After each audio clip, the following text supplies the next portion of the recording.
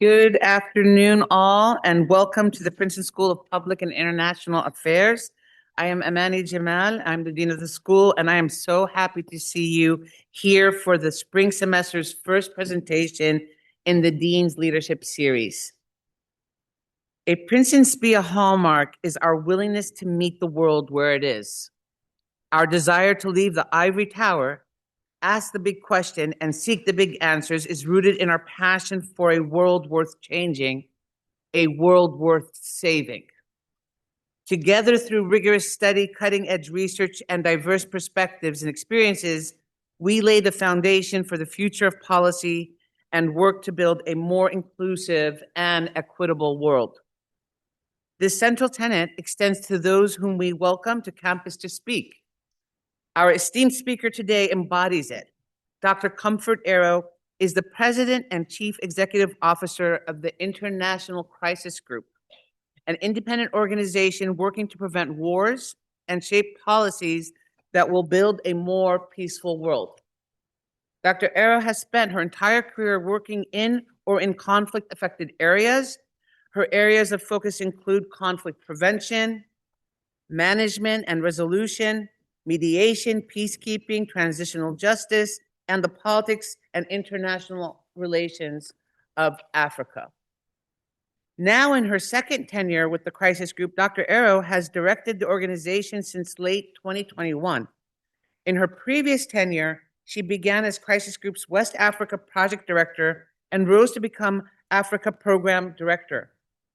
Between these two stints, Dr. Arrow served as Deputy Africa Program Director for the International Center for Transitional Justice and as a Political Affairs Officer and Policy Advisor to the Special Representative of the Secretary General at the United Nations Mission in Liberia. She holds a PhD from the London School of Economics at the University of London, and she sits on various boards and advisory bodies. A few brief reminders before we begin. Please listen respectfully, with an open mind. Remain calm and curious, and if you're inclined to engage with our speakers, please ask questions and don't give speeches. Challenge ideas and not people, and allow space for other voices.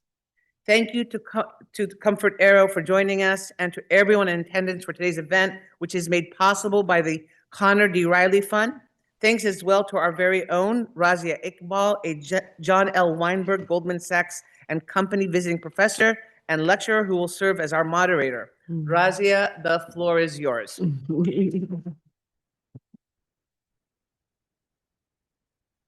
Thank you very much, Amani. It's wonderful to see so many people here, and it's amazing to be in conversation with Comfort Arrow, whose work I have followed, but this is, I think, the first time we're in conversation, which is great.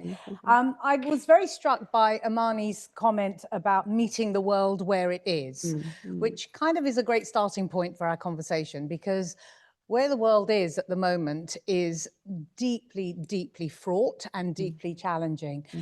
Let's go back, though, first of all, before we confront that, and tell us a little bit about the founding precepts of ICG. So it was founded in 1995, round the conflicts at that time, which I suppose broadly, if you can cast your mind back to the mid-1990s, we're talking about the Balkans, we're talking about the immediate aftermath of Rwanda and the collapse of Somalia. That's so right. Tell us a little bit about that. Yeah, thank you very much, and thank you also to our dean for asking me to come and spend some time with you all. And it's my first time to Princeton. I've always seen it, but never been here, so it's delightful to be here and also to be moderated by you as well. You know, we celebrated our 30th anniversary last year, and we actually went back to where we were founded in Sarajevo. So we were founded at the height of Europe's war at the time, which was the horror that was, you know, happening in Bosnia. But you're right, Razia, that, you know, the underpinnings of that was the clarion call that never again, after the genocide of Rwanda, and never again in terms of the apartheid, South Africa as well. So it's in that spirit that, you know, three transatlantic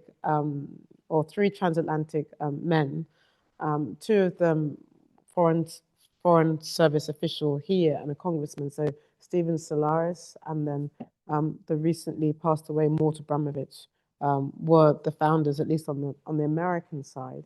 And then on the UK side was Lord Malloch Brown. So he's the only remaining surviving founder of Crisis Group, and today he's chair emeritus and one of my bosses. And and the idea then by the founders still resonates today, that there was going to be an organization whose job was to gather facts on the ground, not in the same way that journalists do, because you're in there at the moment, front line. So Crisis Group, at least we have a moment to digest things in the way that journalists don't have the ability to. You're always having to respond to the media houses as well.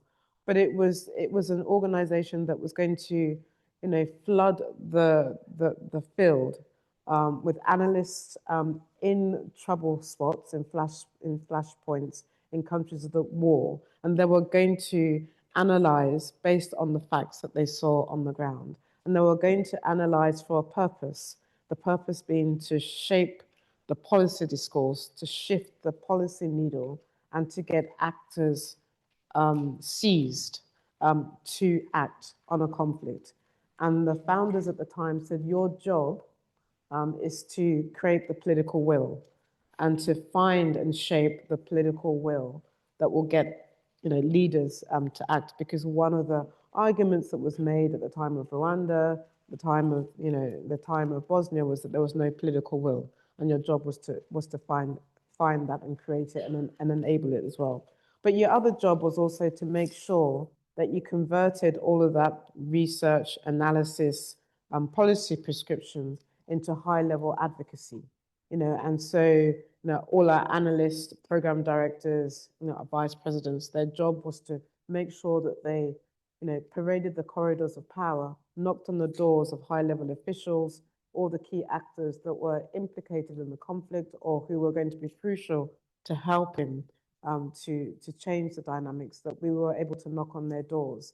And the way in which Crisis Group was modeled, you had your foot soldiers, your analysts in the field, you had your program directors, people who had just had a very good, rigorous, some of them policy background. And then right at the top, you had people who were like Gareth Evans, Louise Arbour, Jean-Marie Gehenna, Rob Marley, who all had something distinctive about them. They had all been in government or multilateral institutions. I should acknowledge that one of my former colleagues is in the room, who also went into government and understands sort of what I'm saying, which is Zach Vertin, who runs your school in the DC as well. So that's the model. 3 pillars shaped our work. It was on the ground analysis, converted it into policy, answering the so what question, and then how then do you get to get international actors to care and to act on it as well.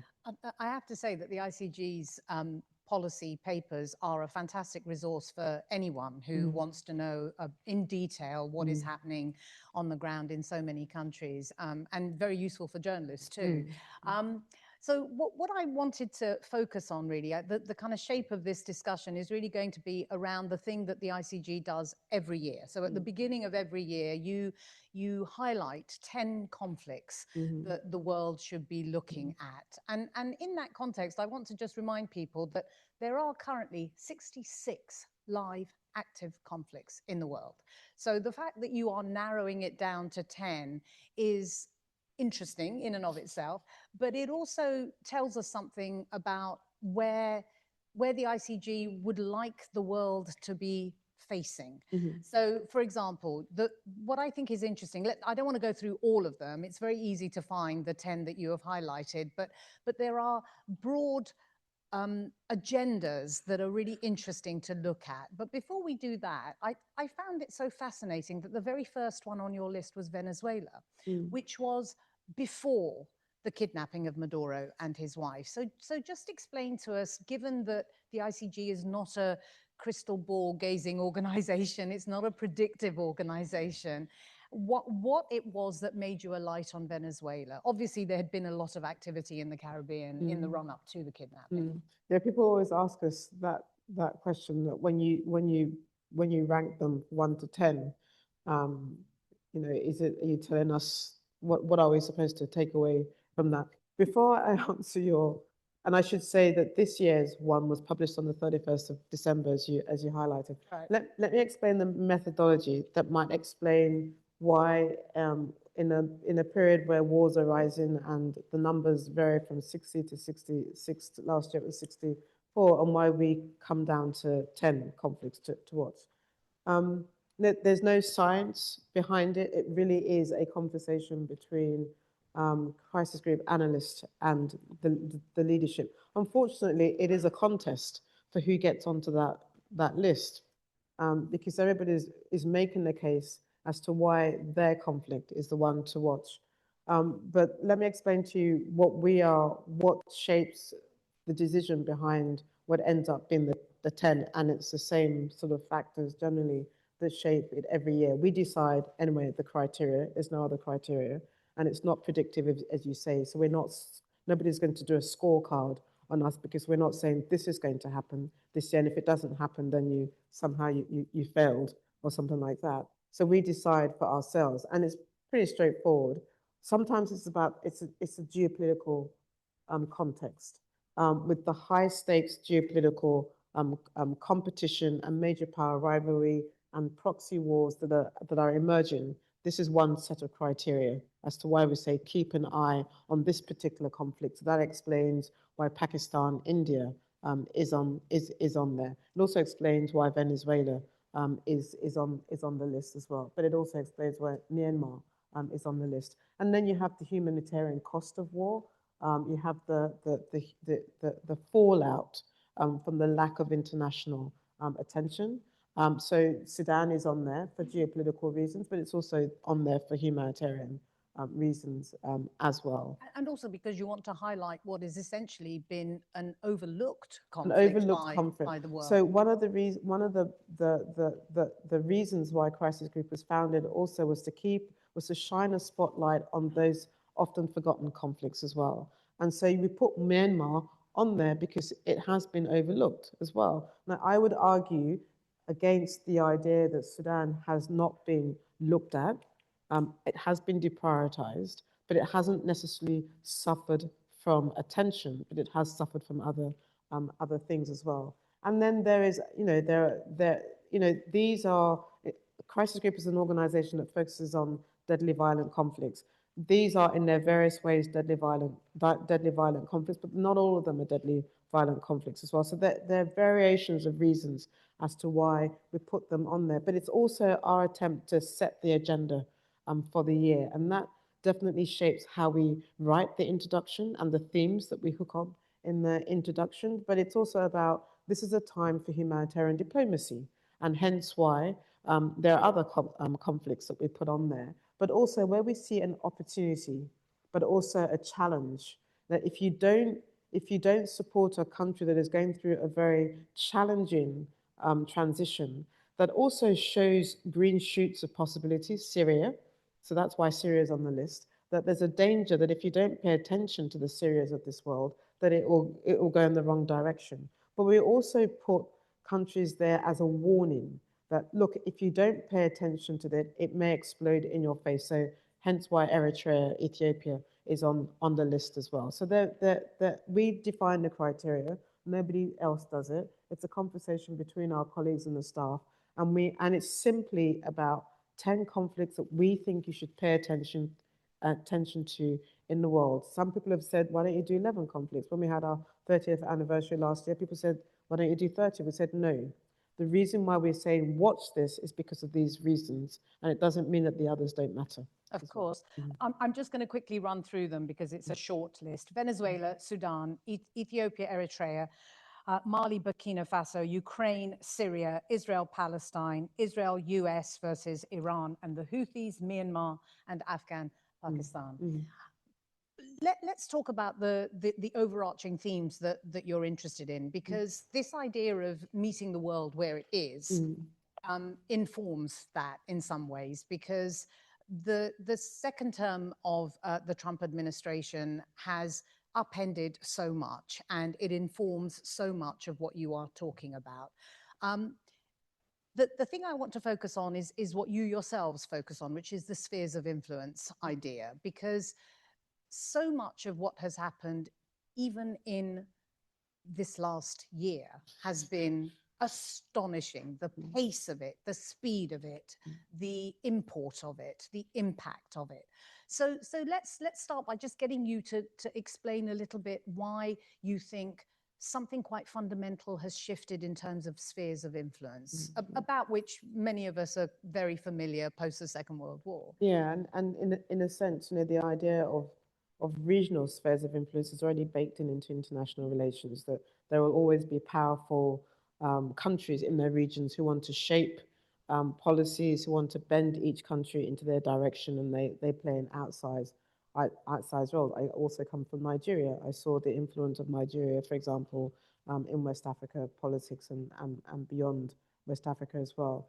But, the world was not great before Trump. It was, but he's become an accelerant of certain things. But we shouldn't pretend that the world was in a good position, that the norms and principles that leaders said that they believed in were already being trampled upon, whether it's in Gaza or Sudan or Haiti or in Myanmar as well.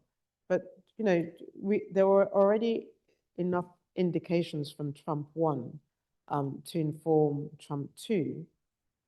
But this one is definitively different because, well, I'm working on the assumption, at least I heard it yesterday repeated to me, and I chose not to ask any follow-up question, that he's not going to contest, or he's not going to extend his term in power. So we're working on the assumption that in his second term, that he intends to, accelerate much of the ideas that he's pursued.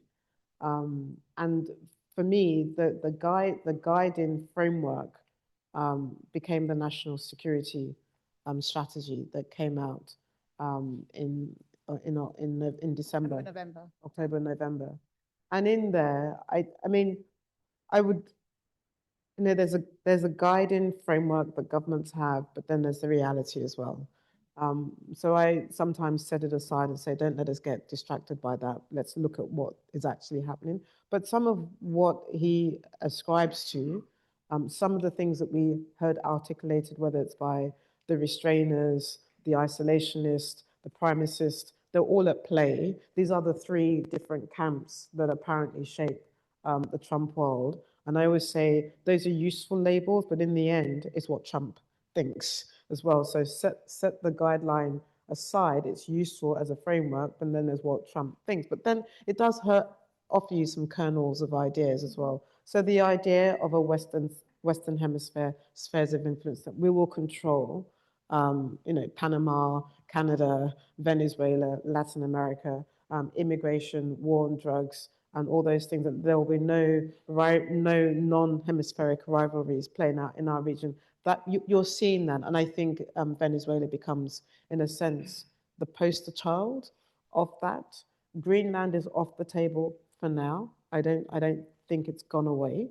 The menace that he's beginning to play out in Canada is real.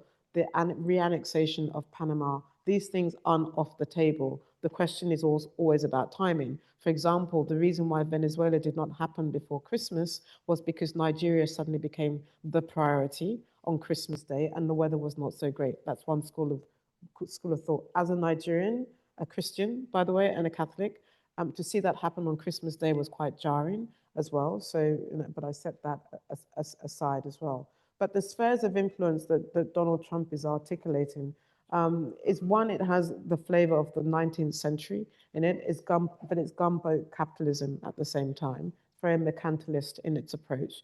Also, I think the question for us is that it's not so much what Xi Jinping or Putin think about what it means in the Western Hemisphere, but it's how they view it in the spheres of interest, in spheres of influence or regions that they care about. So what does Trump's spheres of influence mean in the European space and in the Asia space?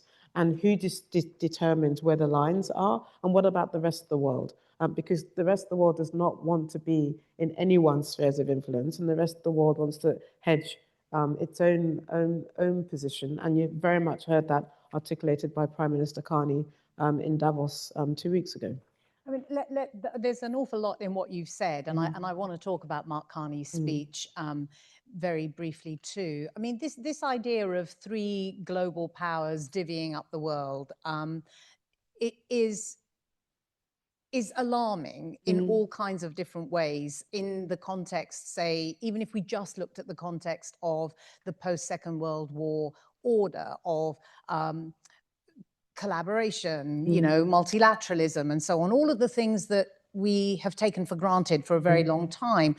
But what seems to be happening now is that international law doesn't even feel to be central in anyone's mind necessarily when we're talking about people in positions of power, that somehow international law is there, it's present, but it can be ignored without any accountability.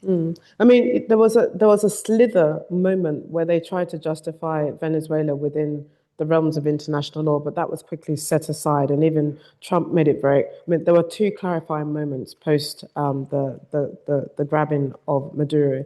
First was, you know, when Stephen Miller was asked by Jake Tapper on CNN about international law, and his response is like, "Well, we don't deal with international niceties. What are they? It's American. It's America first. It's brute.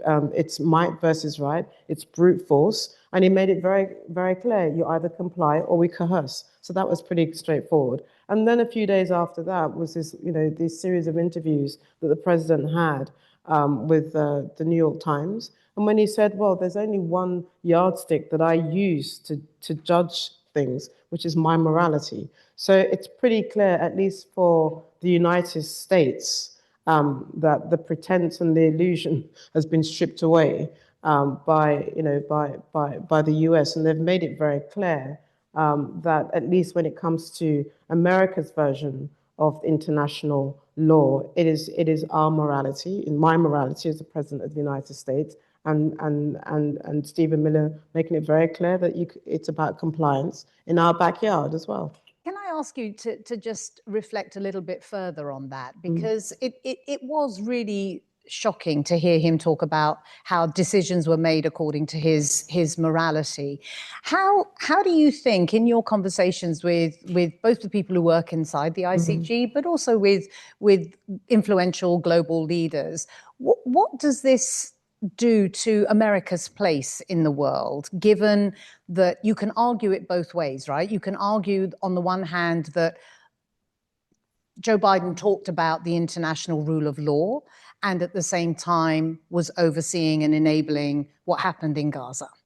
So there is that attitude. And then there is also the attitude that actually Trump is just saying out loud what has been known by the global South and the global majority for many, many decades. So when you look at the introduction, I'm trying to see what we said. I mean, this is why I said it wasn't as though it was a perfect world before Trump. And I think, you know, that I don't want to say he's refreshing, but, you know, there's also clarity about Trump. It's like, let's not pretend about the rules-based order. And, you know, he doesn't subscribe to it. He only subscribes to what is now labeled as a Donroe doctrine. Now, depending on where you sit on the world, you know, people will look at that and say, well, you know, thankfully, there's a leader now who's been honest about, you know, what is actually happening and how the United States perceives itself in the world. Now, when you have this discussion, you know, in Southeast Asia, when you have this discussion in the Middle East, when you have discussion in parts of Africa, people say, well, finally, we have a leader who's been honest with us, that says, you know, what are these rules? What are these laws? We define and shape it according to, in this sense, in this context, America first. We're pretty clear that it's about our national interest. Now, look, other leaders, and you hinted it to yourself, other leaders have bent the law, have undermined the spirit of the law, have often pursued transgressions. You know, there's Iraq, for example. So it's not as though the principle of non-aggression was violated with Russia's incursion into Ukraine. The difference between today and yesterday is that all those leaders, however, chose to stay within the framework. They agitated within the framework, within the institutions, but they didn't seek to collapse it.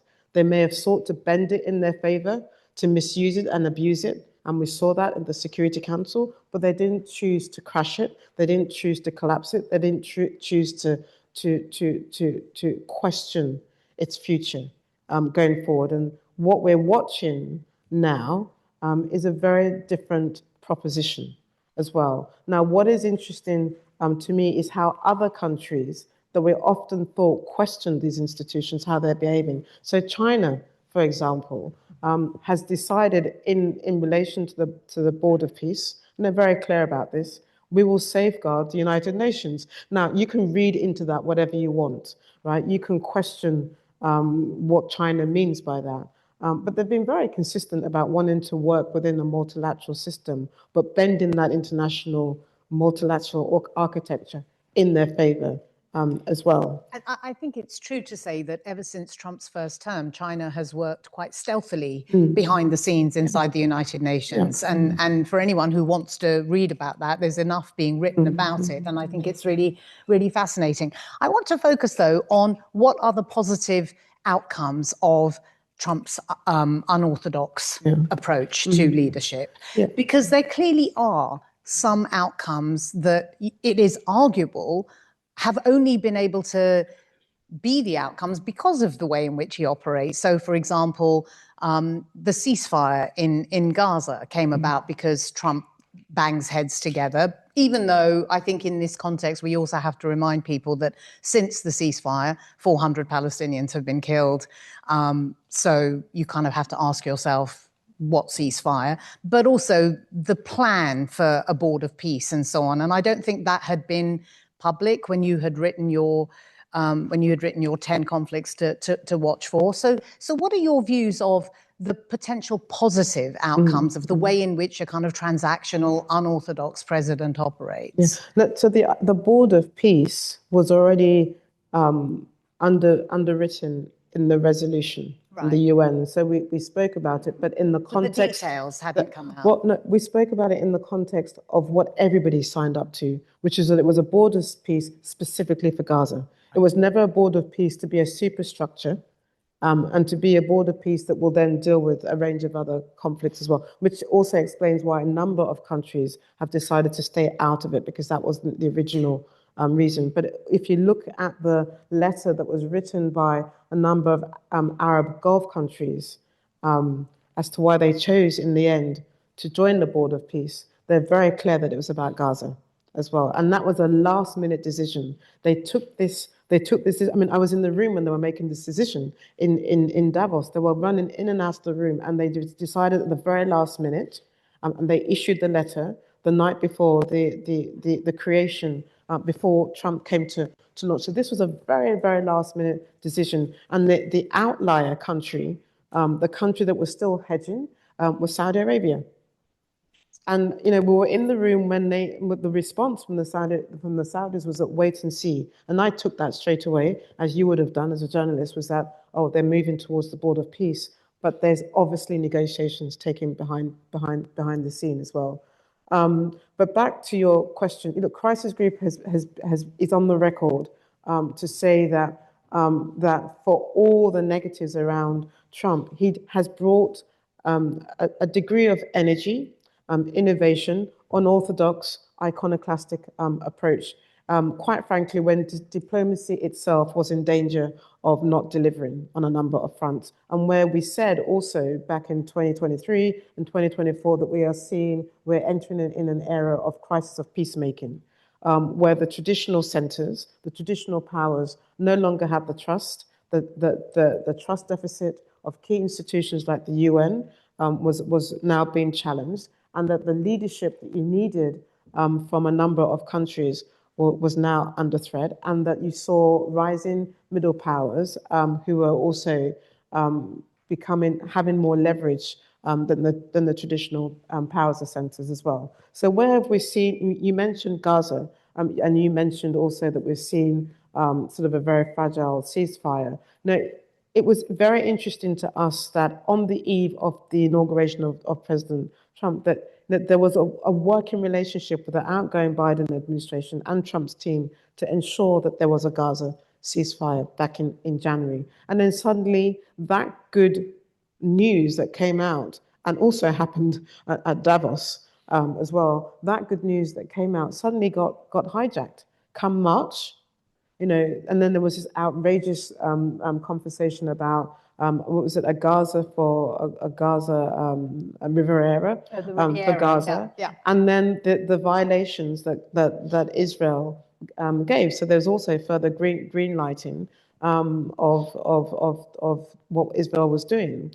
But it was also challenging it was also difficult to also argue against some of the things that you were seeing, because suddenly you saw all the key proxies, the axis of resistance on the Iran side, being decapitated, whether it was Nasrallah, Hezbollah, and then suddenly we saw what was happening in Syria. So you had this split screen moment that there was a horror show that you're watching in Gaza, but you're also seeing the transformation and the balance of power was shifting in the Middle East with Iran suddenly finding itself hobbled on the back foot and being contained. But those countries also said that they didn't want to see a unipolar moment where Israel becomes ascendant and and the rest of them are at the are beholden to Israel. So a lot of work to be fair to the Trump team went in there, and also there was something interesting emerging in Iran. So kudos to Trump. He issued this letter to the president and saying that he wanted to have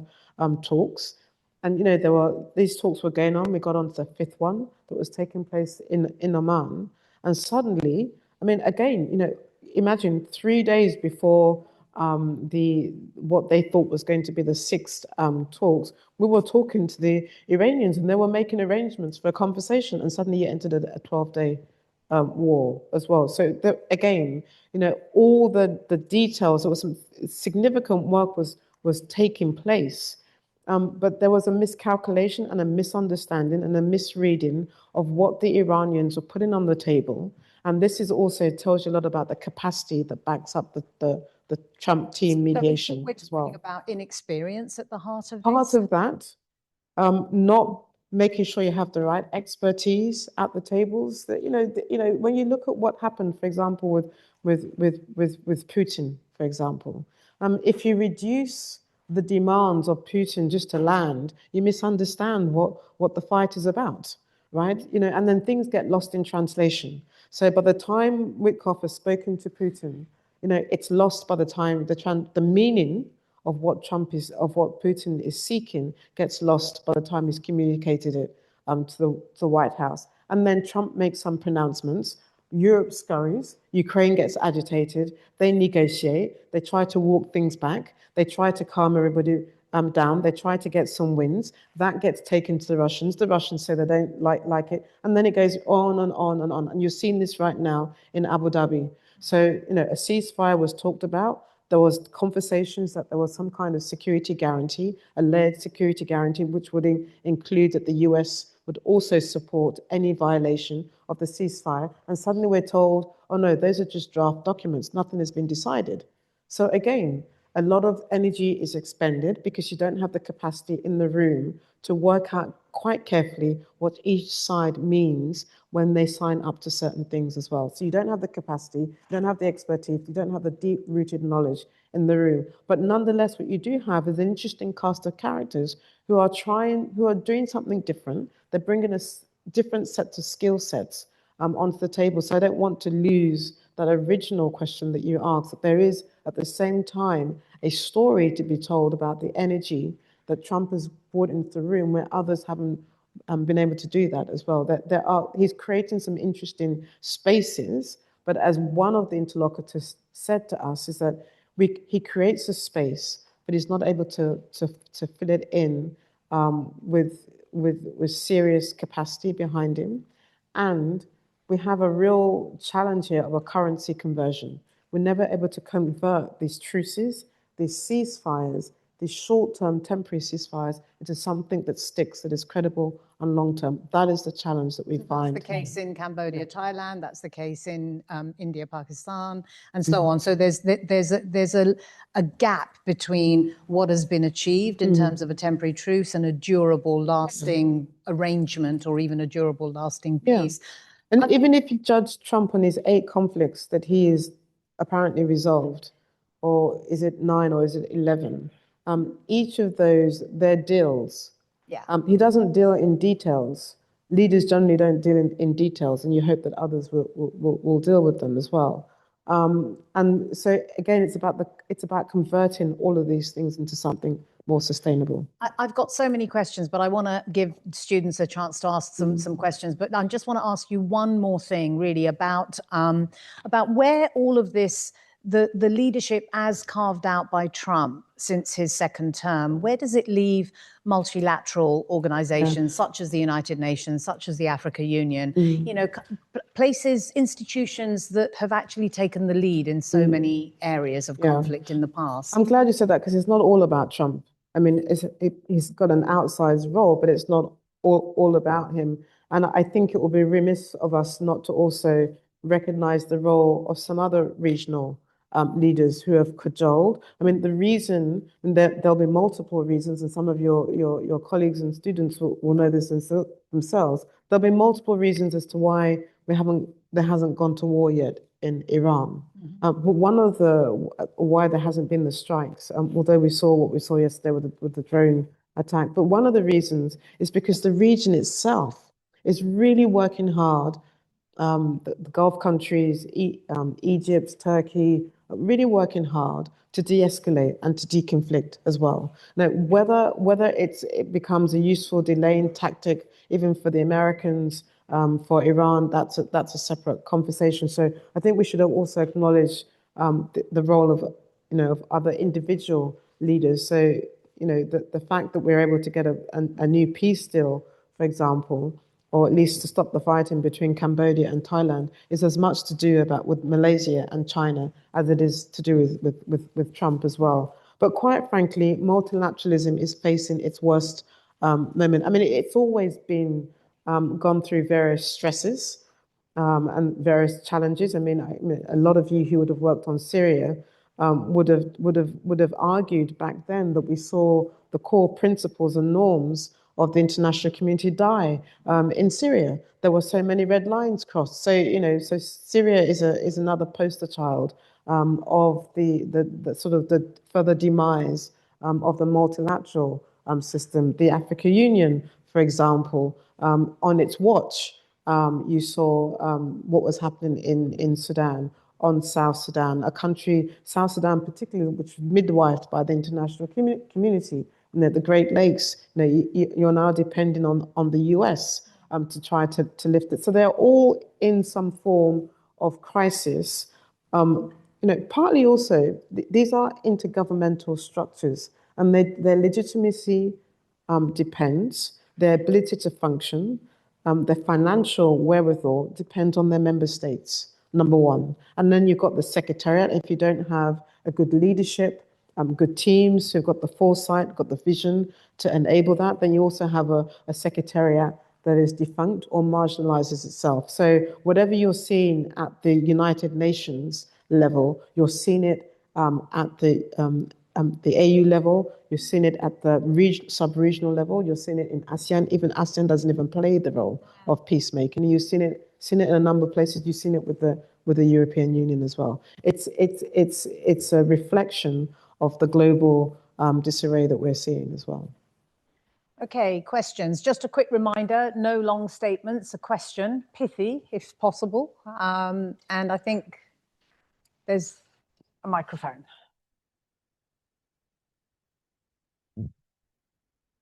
Thank you so much, Nadara Youssef, and great to see you again, Comfort. Thank you for taking the time to join us today. So at the recent Global Women Leaders Dialogue, there was a lot of questions about agency.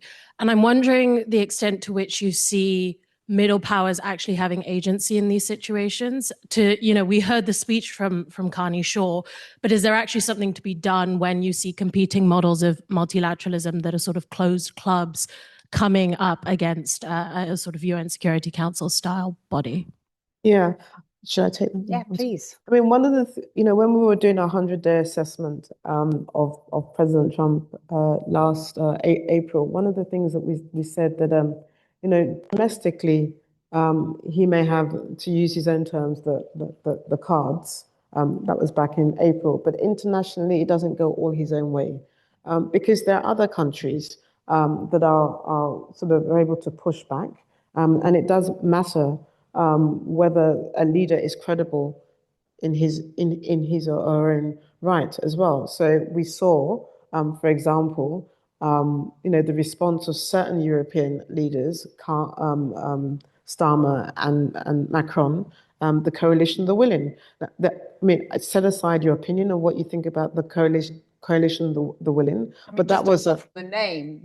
Yeah, set aside the coalition of the willing. But the idea was that a set of European leaders, including Alexander Stubb, and again, set aside what you think about Mark Rutte and the whole daddy phenomena. But these were leaders who were able to whisper into Trump's ear at different times, and they played it at different ways. And I think the scorecard is not necessarily bad against them, and we can have a whole discussion as to who won in the end on Greenland as well. I mean, look at also Prime Minister Modi, his own reaction when there was a lot of pressure put on him. His swing towards China was not him saying, I'm now in the camp of China, because India never wants to be in the camp of China. But it was also reminding Trump and other leaders, guess what? We have choices. Yeah. We do not want to be in anybody's camps, and we have the capacity to hedge and decide where we want to be. And the same with the Gulf countries. All of these middle powers, and some of these middle powers actually don't want to be called middle powers. Brazil, we heard it last week ourselves in Madrid. I don't think Brazil considers itself a middle power. I think it considers itself as a non-Western player that has significant weight. The same with Turkey as well. But all of this is to say is that on the international stage, it's never, Trump doesn't get it all his way. We saw it in Greenland, the way in which Europe exercised its various economic tools, but it was a market that did it.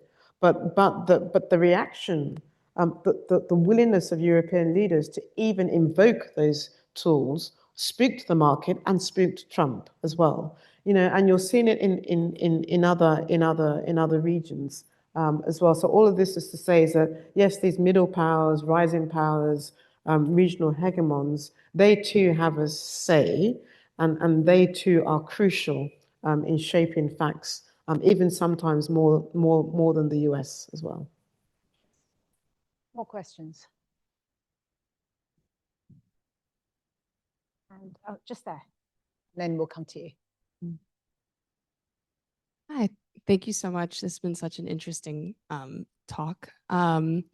I'm curious because you just mentioned the market. I'm a really big fan of Pivot with Scott Galloway, Kara Swisher, and they talk a lot about using the market in response to Trump as kind of a form of soft power, because he seems to respond a lot to markets and also tech giants. And I'm curious what you think on that front in terms of looking at the economy as a way for citizens to share, their opinions, views, and counteract what's going on versus direct protest, or if you think there's a combination of the two and what this might look like and where maybe you've seen it be really effective in the past in your line of work. It's an interesting question. I mean, for Crisis Group, you talked about our 30 years, and geopolitics has always played out in various ways, but the economics of conflict also play out, and the geoeconomics of a conflict play out very interestingly as well. And in my entire life at Crisis Group, and I'm sure the same for you, Zach, we never thought we needed to worry about trade and tariffs, as weighing in and being used as a way in which, as a leverage to get a peace deal done, or as being part of the grand bargain. And suddenly we find that it matters, and it plays a double-edged sword as well. So the very first sign of this, even for example, in relation to India, Pakistan as well, that suddenly Pakistan becomes ascendant, and Trump invokes the tariffs as part of the peace deal. It's like we've never seen this as a tool used in this very sharp, very calculating way. Do I agree with it? If it helps stops the fighting temporarily, that's important. Can we convert? Can we convert it into a more sustainable peace process? That's the challenge of our time, and we're not seeing that. But the most glaring misuse, and I'm careful in saying this, the most glaring misuse of this is over Venezuela, because it became pretty clear what the interest was. Now, look, we all have, I think, a number of people will not be surprised to say that we didn't think that Maduro was a good leader for Venezuela. But the seizure of the oil, and to control a country like this virtually, and to make it very clear, honest, but clear that it's all about the oil, and and to pronounce every day on the television that we've captured 50 billion barrels of the oil and we're going to control it and things like that. That raises question marks about about what kind of norms and rules are you creating going forward. Hence why some people call it 21st century capitalism as opposed to diplomacy of yesteryear.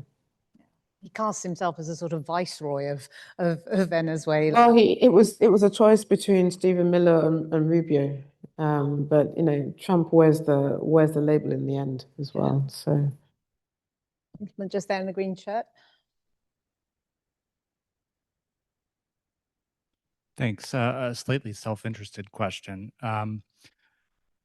I think we've seen that with your description of how decisions are being made, that the room where it happens is getting smaller and smaller.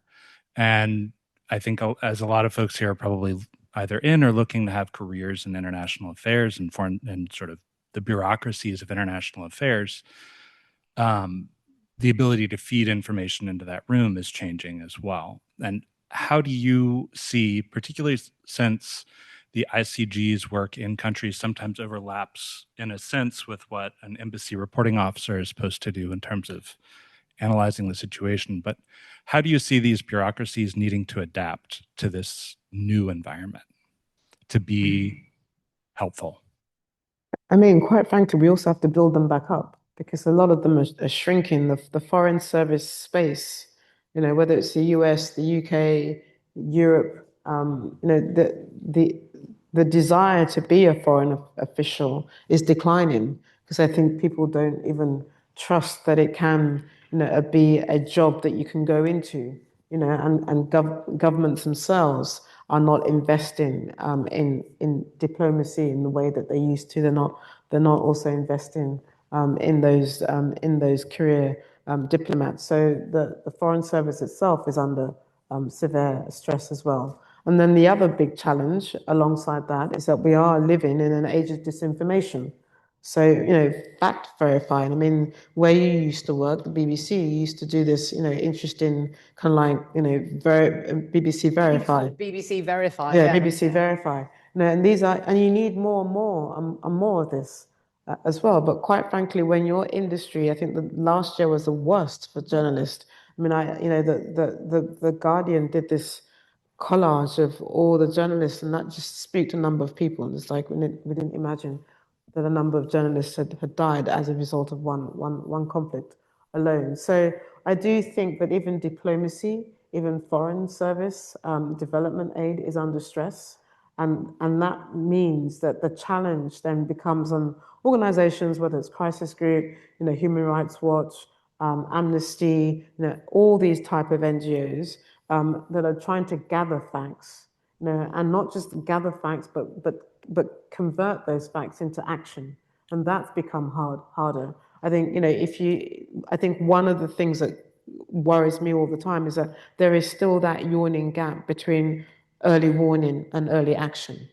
It's not that you don't have the information, but how do you, again, I use the word currency conversion. How do you convert it into action? And that remains one of the challenges, and I say it even today for crisis groups. So, we still have that battle in front of us. And then, how do you even get the UN? The UN used to do what they called horizon scanning, its political department. But the Security Council doesn't want to hear that conversation, doesn't want to see any country that it's aligned with.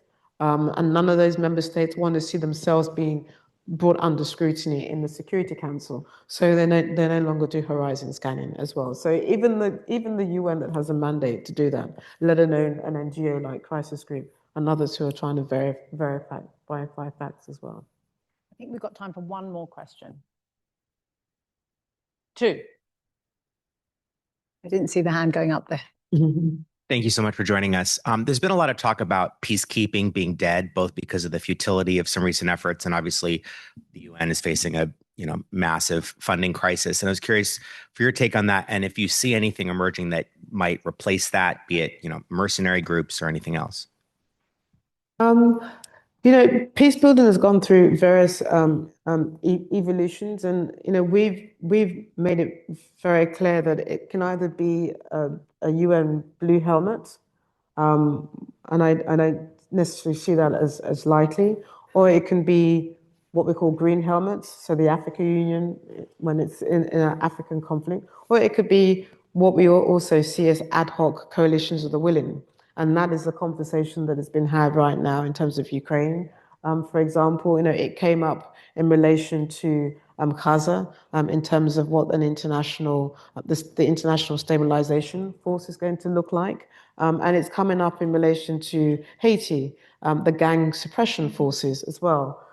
What all of these various forces want is that they want at least it to be authorized by the Security Council, even if it's not a UN blue helmet mission, but they want the legitimacy that's often conferred upon it by the Security Council. So take, for example, the Gaza resolution as well. The US didn't necessarily want to go through the motions, but they also realized actually that was a way in which they were going to get international legitimacy to confer the Trump Board of Peace and the Trump process as well. So peacekeeping may not be the same as we've seen it in the past. It can be a combination of different elements as well. But I think what may continue, assuming that the organization is still seen as the pivotal body for international peace and security, is that they'd all want some kind of UN authorization going forward. Back. Thanks. Comfort, in addition to your views on the substance, our students often like to hear about careers. So I want to ask a question about you. You all have now met Comfort of the halls of Davos and Munich Security Conference and foreign ministries the world round. But I know that Comfort was also a badass researcher when she worked in West Africa. I went to West Africa as a junior analyst, and every meeting I went to, everyone said, "Oh yeah, Comfort Hero, Comfort Hero." And I was like, who is this woman? So she was widely known as one of the most talented and badass researchers for Crisis Group. So I want to ask you about that time, given how different it is from the role you occupy now. What do you miss about that, and what made you particularly good at that role? Oh, thank you very much. I actually have to say that there are a number of Crisis Group colleagues who have passed through Princeton. So our executive vice president studied here at Princeton. My former colleague, deputy director, E.J. Hogden, came from Princeton, Zach himself. And I think one of our former deputy presidents also. So, thank you to Princeton for the hard work of, raising good researchers and good policy thinkers as well. I miss research, and sometimes I always like to tag along with the analyst and say, I'm happy to carry your suitcase so long as I can come and do some research, because the further you go up, as my former boss, Louise Arbour, who was president when you and I were with the ICG, said to me, it's really great to rise, but the further you rise, the further you are away from the ground. As well. So the one thing that I do miss is the ability to go off and do that research and to be that analyst in Sierra Leone and Liberia. But what I do, in contrast to that, what I do feel privileged about, and my predecessor, my former boss, Rob Marley, also said it, is that you have access to 150 media houses in Crisis Group. And I receive my news from my colleagues. So once in a while I'll open a newspaper. But for example, things like that. But for example, when I wanted to know what was going on in South Sudan, it was Zach. I would turn to, and I was like, whenever we see something in the headline, you go to Zach and says, "What are you hearing? Can you verify this for me as well?" So it is a privilege to also be in an organization where, quite frankly, you get people who are giving you first-hand information. And when people say that when they read crisis group reports, they feel as though they're reading two reports. There's the main text and there's the footnotes. And that's where the treasure is, because that's where you assess the quality of the work that people have done. So for those of you who choose to to choose this path, and as I said in another meeting that I was in, my path was never international relations. I was going to do medicine.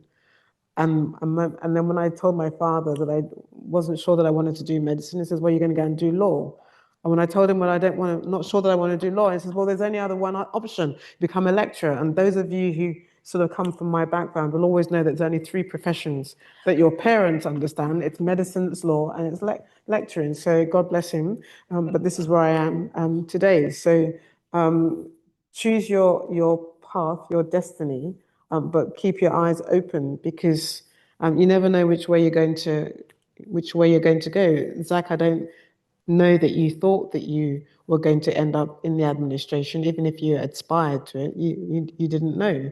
And Zach was a poster child at Crisis Group, because the old saying, "Give us a child at 7 and we'll make a man of him," and we're very proud for what we've done in Crisis Group. So thank you for your good work as well, and thank you for having Thank you very much indeed. I sort of feel like this session has been a complete manifestation of what Amani was talking about, meeting the world where it is. So I'm delighted to have been a part of the first in the Dean's Leadership Series. Thank you so much.